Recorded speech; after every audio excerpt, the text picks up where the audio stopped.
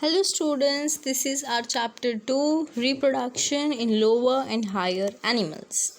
In the previous video I have stopped on the menstrual cycle and we have seen all the 4 phases of menstrual cycle.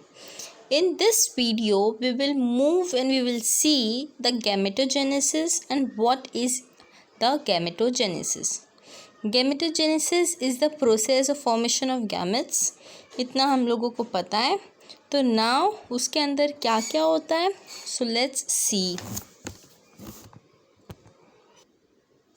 So students, what is gametogenesis? हम लोग ने ये बहुत पहले से पढ़ के आया है. Gameto means gametes, genesis means formation. So, the gametogenesis is the process of formation of gametes in sexual reproducing animals.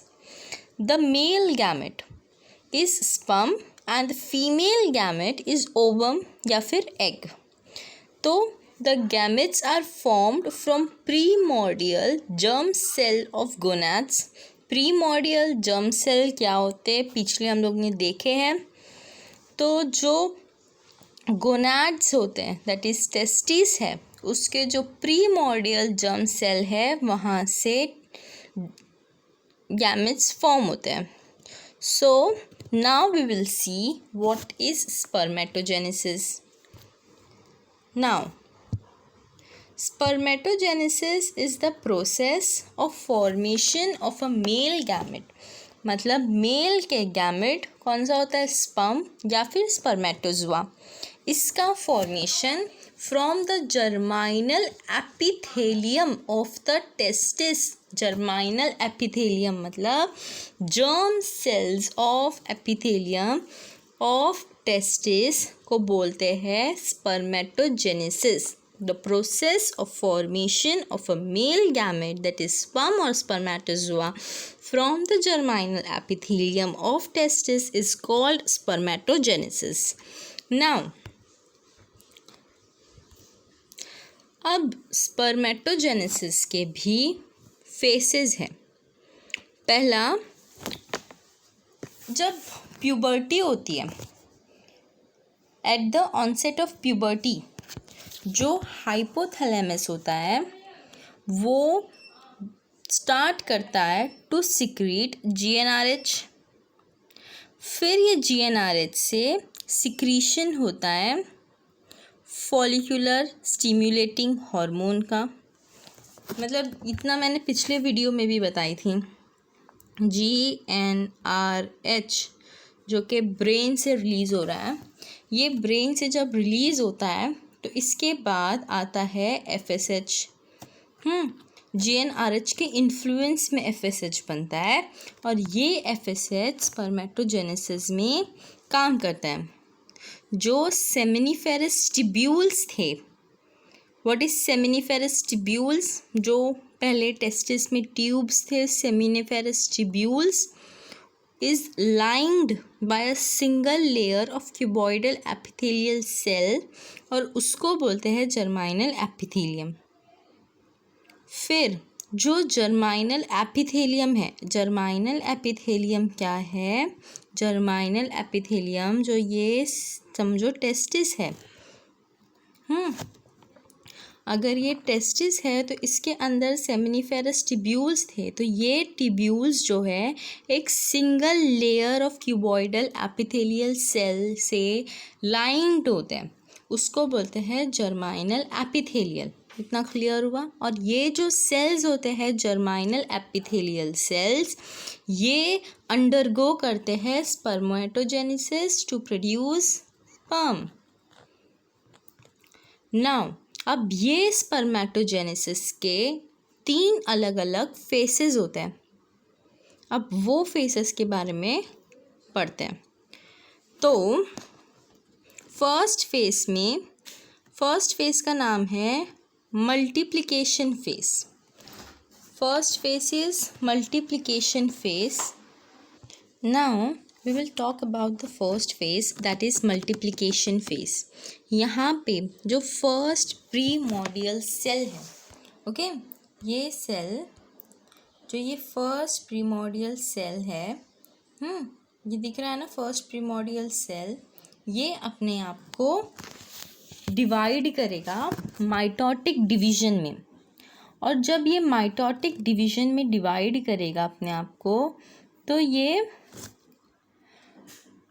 इतना 2 बनेगा और उसके बाद फिर से डिवीजन होके ये स्पर्मेटोगोनिया बनाएंगे। एंड माइटोटिक डिवीजन है तो क्रोमोसोम जो है वो 46 ही रहेंगे और 2n का 2n ही रहेगा। क्लियर। यहाँ पे मल्टीप्लिकेशन फेज कंप्लीट होता है कि वो सिंगल प्रीमोर्डियल जर्म सेल था, वो अपने आप को डिवाइड कर रहा है into spermatogonia with the same number of chromosome, जो कि डिप्लॉयड है। अभी तक ये लोग डिप्लॉयड है और 46 क्रोमोसोम्स के हैं। What it is? 46 chromosomes. Okay. Now अब सेकेंड फेज में पढ़ते हैं। तो सेकेंड फेज में क्या होता है, अब कुछ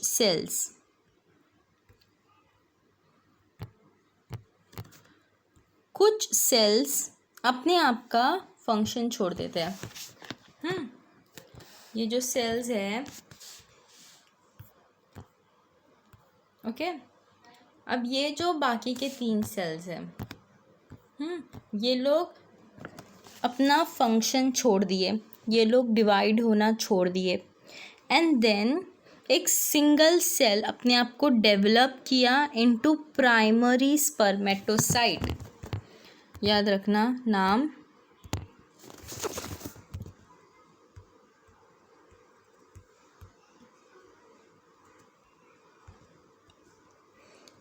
जो प्राइमरी स्पर्मेटोसाइट में वो अपने आप को डिवाइड किया। क्यों डिवाइड करता है? Due to accumulation of fluid. इसके अंदर फूड एक्यूमुलेट हो रहा है, इसलिए वो अपने आप को डिवाइड कर रहा है।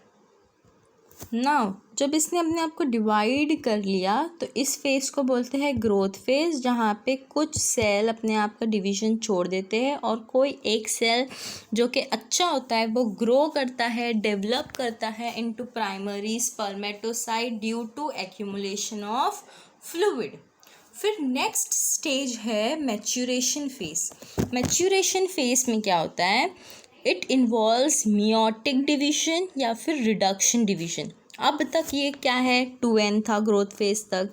अब यहाँ पे मियोटिक डिवीजन होगा एंड रिडक्शन, क्रोमोसोम्स आधे होना स्टार्ट हो गए।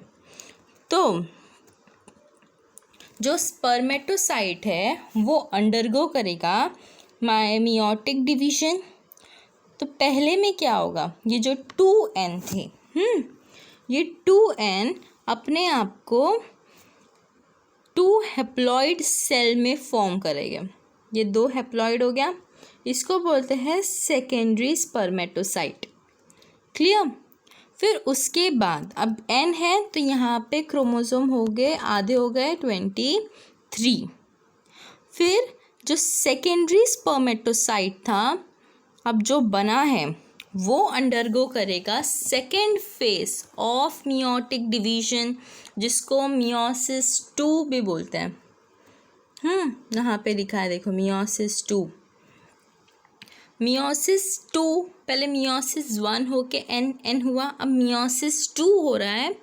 और मियोसिस 2 के बाद 4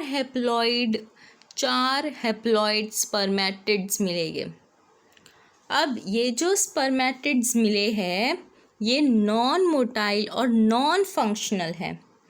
ऑब्वियसली बात है, स्पर्मेटिड्स जो मिले हैं वो स्पर्म्स ना तो मोटाइल है हो सकते हैं, ना तो वो फंक्शनल है। अब it gets transformed into a functional spermatozoa by a process called spermiogenesis. ये कब फंक्शन होते हैं? जब इनके अंदर स्पर्मियोजेनेसिस होता है तब ये लोग फंक्शनल करते हैं अपने आप को। अब इस प्रोसेस के टाइम पे जो स्पर्मेटिड्स होते हैं it remain held to each other and to the sertoli's cell by a cytoplasmic bridge.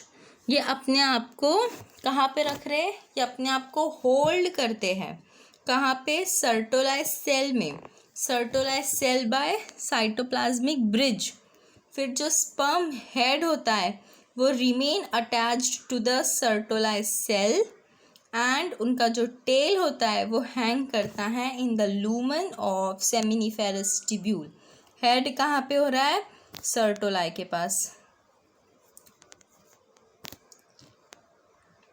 Head हो रहा है सर्टोलाई के पास। Okay, clear? टेल्स कहाँ पे हो रहे हैं? सेमिनिफेरस ट्यूब्यूल के पास। क्लियर इतना? फिर इस स्पर्मियोजेनेसिस के बाद जो लेंथ होता है स्पर्मेटिड का वो इंक्रीज होता है एंड जो उनका माइटोकॉन्ड्रिया होता है वो स्पाइरली कॉइल्ड होता है। और एक्रोसोम, एक्रोसोम मतलब इनका जो हेड है ये एक्रोसोम जो होता है इसमें गोल्गी कॉम्प्लेक्सेस होते हैं। ये सब अभी हम लोग स्पर्म का जो स्ट्रक्चर है वो नेक्स्ट इसमें पढ़ेंगे। अभी के लिए बस इसके फेजेस याद करें। फर्स्ट फेज में वो फर्स्ट से हैप्लॉइडली डिवाइड हुआ, फिर उसके बाद उसके क्रोमोसोम बदले नहीं बट 4 हुए। उसके बाद ये 3 फंक्शन अपना छोड़ दिए, डिवाइड नहीं किए, एक सिंगल डिवाइड हुआ क्योंकि इसमें एक्यूमुलेशन ऑफ फ्लूइड हुआ। फिर मियोसिस हुआ, फिर मियोसिस 2 हुआ, ये हैप्लॉइड हैप्लॉइड ही रहा। फिर उसके बाद ये 4 हैप्लॉइड, डिप्लॉइड से ये 4 हैप्लॉइड में आ गया। 4 हैप्लॉइड में जब आया उसके बाद स्पर्मेटोजेनेसिस हुआ, स्पर्मियोजेनेसिस हुआ, उसके बाद एक स्पर्मेटिड्स मिले और ये स्पर्मेटिड्स के जो स्ट्रक्चर है अभी हम लोग नेक्स्ट वीडियो में पढ़ेंगे। पहले मैं इसको इरेज कर दूँ। Now this is a structure of a sperm. अब स्पर्म के हम लोग 3-4 पार्ट में पढ़ेंगे। पहला हेड, फिर नेक, फिर मिडल पीस, फिर टेल। क्लियर? तो स्पर्म सबको पता है कि ये है एक मेल गैमेट, है ना? मेल गैमेट है स्पर्म, फीमेल्स में तो नहीं हो सकता। ये मोटाइल है, माइक्रोस्कोपिक इलोंगेटेड सेल है। It is divisible into 3 parts. इसको 3 पार्ट में डिवाइड किया गया है। कौन कौन से हैं 3 पार्ट? एक है हेड, एक है neck middle piece and the last is tail. Clear? ये है टेल, ये है मिडल पीस, ये है हेड। फिर अभी हम लोग इसके हेड के बारे में पढ़ते हैं। ओके, हेड में क्या क्या दिख रहा है? हेड में ओवल शेप है और इसके अंदर होता है हैप्लॉइड न्यूक्लियस। फिर न्यूक्लियस के ऊपर होता है एक कैप जैसा स्ट्रक्चर, एक्रोसोम दिख रहा है। फिर उसके अंदर होता है गोल्गी बॉडीज़। ये एक्रोसोम कैसे बनता है? गोल्गी बॉडीज से। और जो एक्रोसोम होता है ये कंटेन करता है hydrolytic enzyme, hyaluronidase and proteolytic enzyme, zonalysin, corona penetrating enzyme. मतलब ये एक्रोसोम के अंदर ये सारे एंजाइम्स हैं। कौन कौन से? Hydrolytic enzyme and the next is hyaluronidase, proteolytic enzyme. ये सब एंजाइम क्या करते हैं? जो जब ये स्पर्म एग को एंटर करेगा तो उसका हेड ही पहले जाता है, तो हेड के पास ही ये सारे एंजाइम्स है ताकि ये लोग हेड के अंदर ये लोग एग के अंदर इजीली एंटर कर सके। क्लियर? ये सारे एंजाइम्स के नाम याद रखने। फिर उसके बाद आता है नेक। तो नेक तो बहुत ही शॉर्ट है, दिख भी नहीं रही है इमेज में। और उसके पास 2 सेंट्रियोल्स हैं। सेंट्रियोल्स मतलब 2 सर्कल जैसे स्ट्रक्चर है। एक प्रॉक्सिमल सेंट्रियोल है, एक डिस्टल सेंट्रियोल है। इतना ही। सेंट्रियोल मतलब सर्कल जैसे स्ट्रक्चर है, एक प्रॉक्सिमली है, एक डिस्टल है। तो proximal centriole, distal centriole image में दिख रहा है। देन आता है मिडल पीस। मिडल पीस जो है दिख रहा है कैसा है? ये axial filaments formed surrounded by 10 to 14 spiral turns of mitochondria.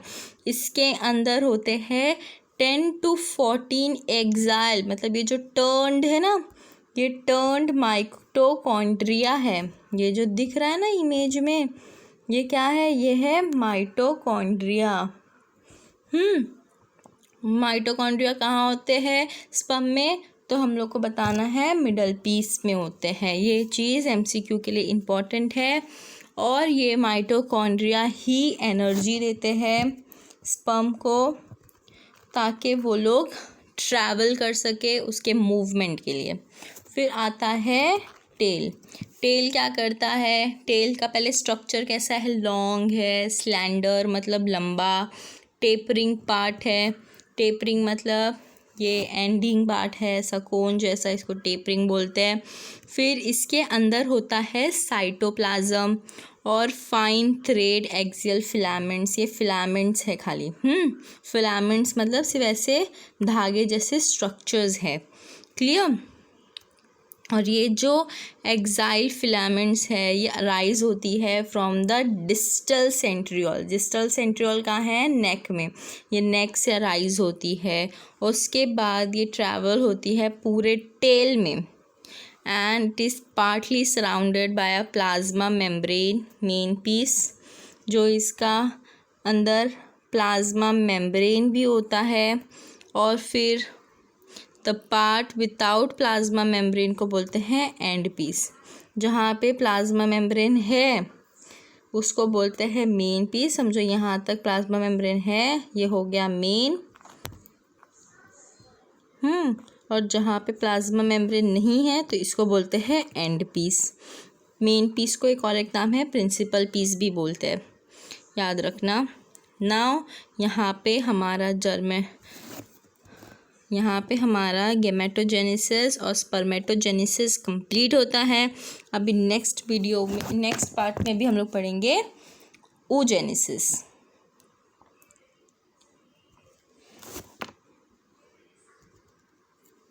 यह है oogenesis। oogenesis क्या है? It is a process of a haploid female gamete. Oog मतलब क्या होता है? एग। जेनेसिस मतलब फॉर्मेशन। तो ये oogenesis कहाँ हो रहा है? फीमेल में हो रहा है। और ये क्या है? It is a process of formation of a haploid female gamete that is egg from the ovum. It is a process of formation of a haploid female gamete, that is egg or ovum, from the diploid germinal epithelium. फिर it involves the process of meiosis and mitosis. फिर spermatogenesis जैसा oogenesis process भी divide हुआ है into 3 stages. oogenesis का मतलब समझा? It is the process जहाँ पे एक हैप्लॉइड एग या फिर गैमेट डिवाइड करता है इनटू डिप्लॉइड, और फिर ये आगे बढ़ते जाता है। और इसके भी 3 स्टेजेस है। एक है मल्टीप्लिकेशन फेज, एक है ग्रोथ फेज, एक है मैच्यूरेशन फेज। क्लियर? देन यहाँ पे अभी हम लोग पहले फर्स्ट फेज के बारे में पढ़ेंगे, जो कि है मल्टीप्लिकेशन फेज। मल्टीप्लिकेशन फेज में क्या होता है?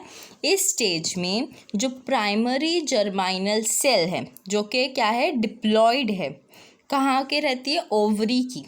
ये रिपीटेड माइटोटिक डिवीजन करती है to form millions of gamete mother cell और उगोनियल सेल। उगोनियल सेल जो कि 2n। ये process is completed in the embryonic stage of human female. क्या होता है यहाँ पे? जैसे कि स्पर्मेटोजेनेसिस में हुआ, एक सेल, कौन सा सेल? प्राइमरी जर्माइनल सेल, अपने आप का रिपीटेड डिवीजन करके अपने आप को 4 डिप्लॉइड सेल में डिवाइड कर लिया। यहाँ पे मल्टीप्लिकेशन फेज ख़त्म होता है। फिर आया growth phase. Some of the oogonia, जैसे कि स्पर्मेटोजेनेसिस में भी हुआ, कुछ ओगोनिया अपने आप का डिवीजन छोड़ दिए और कुछ आगे बढ़े, अपना साइज़ इंक्रीज़ किया और अभी भी वो लोग डिप्लॉयड है और इंक्रीज़ करके क्या बनाया, primary उगोनिया, that is primary oocyte, और अभी भी ये जो है ये डिप्लॉयड है।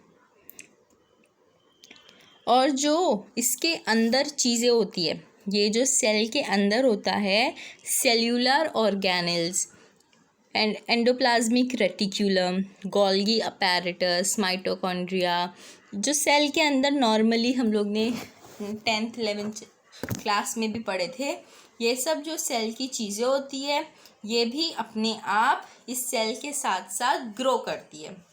फिर आता है लास्ट स्टेज जो कि है मैच्यूरेशन फेस। मैच्यूरेशन फेस में क्या होता है, जो oogenesis होता है वो ओवरीज में हो रहा है। फिर ये फेज जो होता है ये फीमेल बेबी में ही होता है। और जो प्राइमरी oocyte होता है जो कि डिप्लॉयड था, वो मैच्यूरेशन फेस में आता है, जहाँ पे वो मियोटिक डिवीज़न कर रहा है। मियोटिक डिवीज़न करके मियोसिस 1 और 2 मतलब 2 बार आगे जाके डिवाइड हो रहा है। तो डिप्लॉयड प्राइमरी oocyte जो है वो पहले जो ऊपर से आया, ग्रोथ फेज से आया, वो अपने आप को डिवाइड कर रहा है and it undergo meiosis 1 to form 2 haploid daughter cell. अपने आप का डिवीज़न करके क्या बन रहा है, 2 daughter haploid cell with half number of chromosome, that is 23 chromosome। But यहाँ पे साइटोप्लाज्म का इक्वल डिवीजन नहीं हो रहा है। ओके, 2 डॉटर सेल प्रोड्यूस तो हो गए पर वहाँ पे साइटोप्लाज्म का डिवीजन नहीं हो रहा है, एक बड़ा है एक छोटा है। तो जो लार्ज वाला सेल है उसको बोलते हैं सेकेंडरी oocyte और जो छोटा वाला सेल है उसको बोलते हैं पोलार बॉडी। फिर जो पोलार बॉडी है वो नॉर्मली मियोसिस 2 को प्रोसीड नहीं करती है। जो सेकेंडरी oocyte होती है वो मियोसिस 2 पे प्रोसीड करती है, मतलब अपने आप को डिवाइड कर रही है, और वो मेटाफेज 2 कर रही है, मतलब फिर से अपने आप को डिवाइड कर रही है। जो इट्स डिवीज़न होता है वो आगे जाके स्टॉप्ड होता है और अरेस्ट हो जाता है, मतलब ये लोग ओवम पे आने के बाद आगे डिवाइड नहीं होते। फिर जो रीस्टार्ट, अब जब ये लोग इधर स्टॉप हो गए तो फिर जब स्पर्म एंट्री करता है तभी ही ये लोग अपना फंक्शन स्टार्ट करते हैं।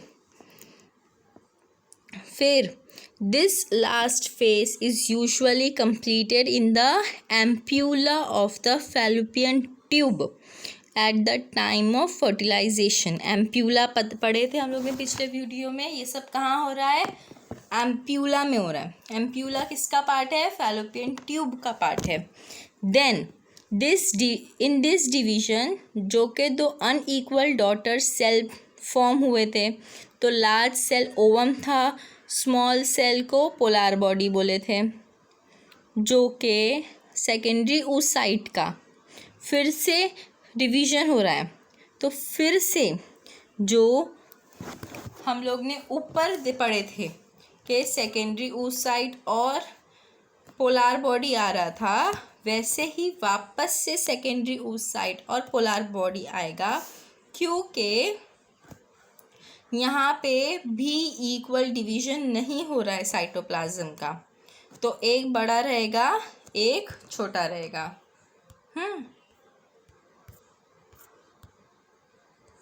एक बड़ा है एक छोटा है, क्यों, क्योंकि साइटोप्लाज्म के वजह से।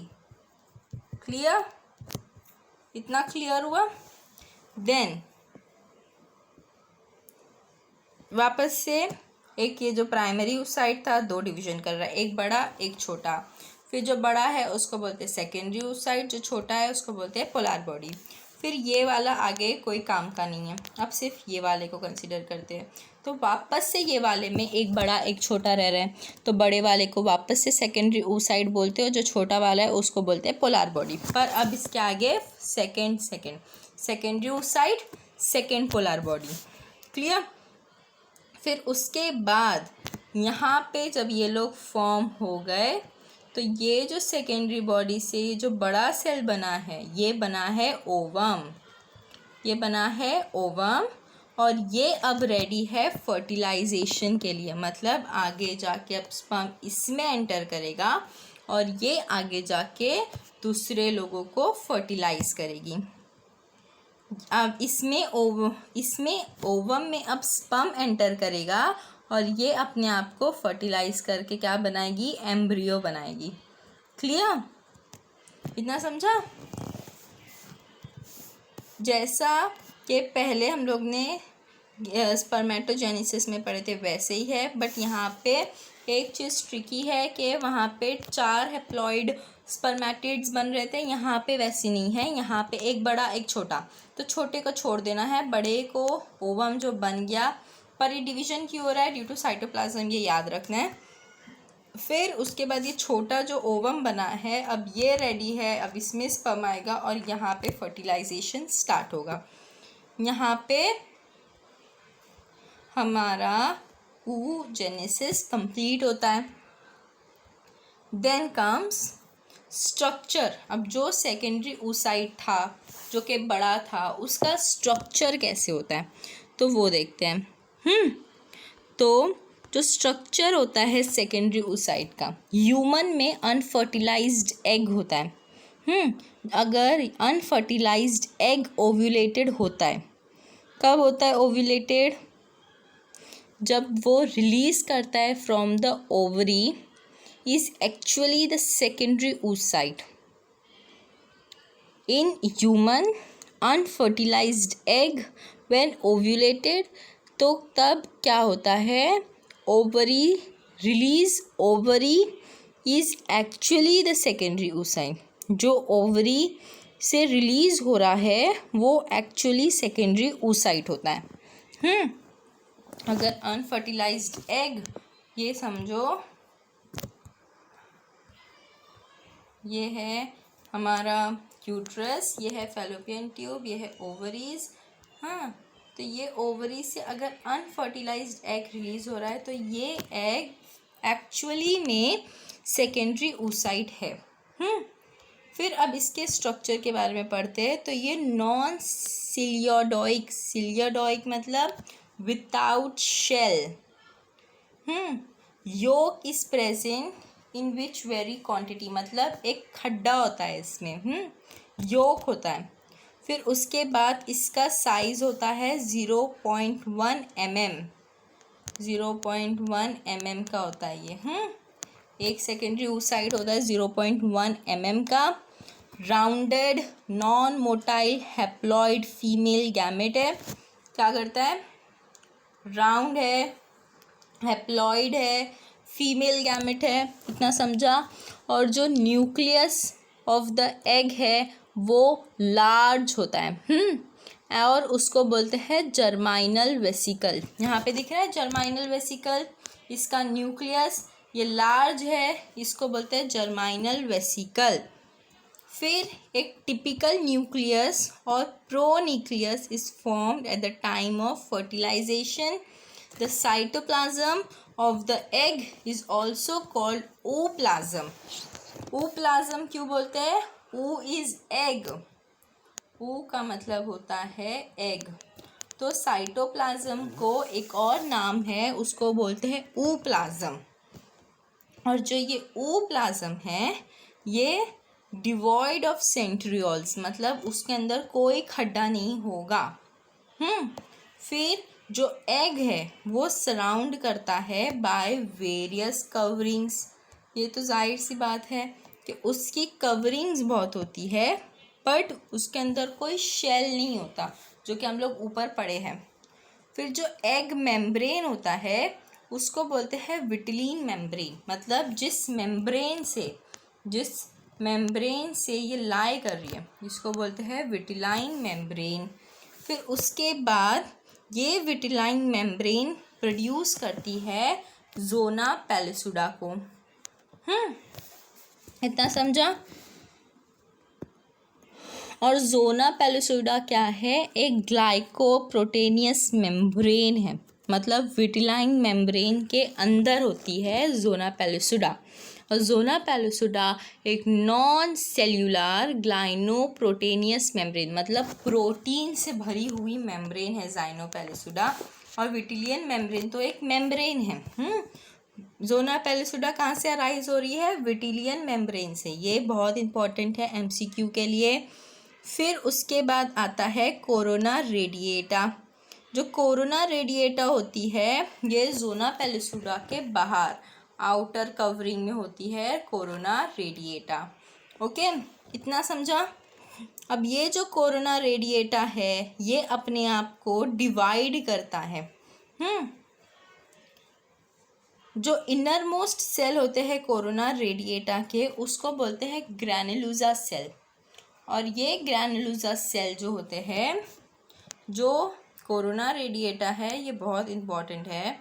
ये कोरोना रेडिएटा अपने आप को इनर में डिवाइड करता है। ये इनर जो है उसको बोलते हैं ग्रैनुलोसा सेल। Granulosa cell. अब ये ग्रैनुलोसा सेल जो है ये जोना पैलिसुडा के ऊपर होते हैं। जोना पैलिसुडा, उसके ऊपर होते हैं ग्रैनुलोसा सेल, उसके ऊपर होता है कोरोना रेडिएटा। इतना क्लियर होगा? और ये जो फर्स्ट पोलर बॉडी, मतलब जो स्पर्म आता है, तो स्पर्म पहले ये जर्म सेल के अंदर आता है। ओके, उसके बाद जो एग पोलैरिटी फॉर्म करती है, पोलैरिटी मतलब उसके अंदर अलग अलग चीज़ें बन रही है, वो अपने आप को ग्रो कर रहा है। तो ये हो गई एग शोज पोलैरिटी। और जो साइड होते हैं having geminal vesicles of first polar body is called animal pole, while the second side opposite to it is called vegetal pole. मैंने क्या बोली? अलग अलग बॉडीज़ बना रहे हैं, उसको बोलते हैं पोलर बॉडीज़। तो 2 पोलर बॉडी बना रहे हैं लोग। कितने बना रहे हैं? 2। तो जो पहला वाला है, ओके, जो पहला वाला पोलर बॉडी है, फर्स्ट वाला है, उसको बोलते हैं एनिमल पोल। और जो सेकेंड वाला है उसको बोलते हैं वेजिटल पोल। यहाँ पे इसका कंप्लीट होता है। क्या क्या पढ़े हम लोग? पहला बाहर था, पहले बाहर से अंदर जाते, ये है कोरोना रेडिएटा। कोरोना रेडिएटा के अंदर है जर्माइनल लेयर्स, जर्माइनल वेसिकल्स, जर्माइनल सेल्स।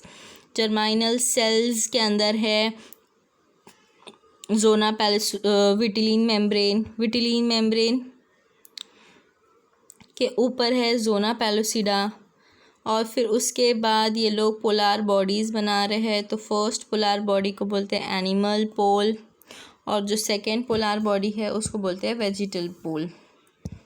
क्लियर? इसे बोलते हैं वेजिटल पोल। और ये जो न्यूक्लियस है अंदर, जो कि दिखता है साफ साफ, उसको बोलते हैं जर्माइनल वेसिकल। तो यहाँ पे ये अनफर्टिलाइज्ड एग ओवम का डायग्राम दिया हुआ है। You have to draw the diagram.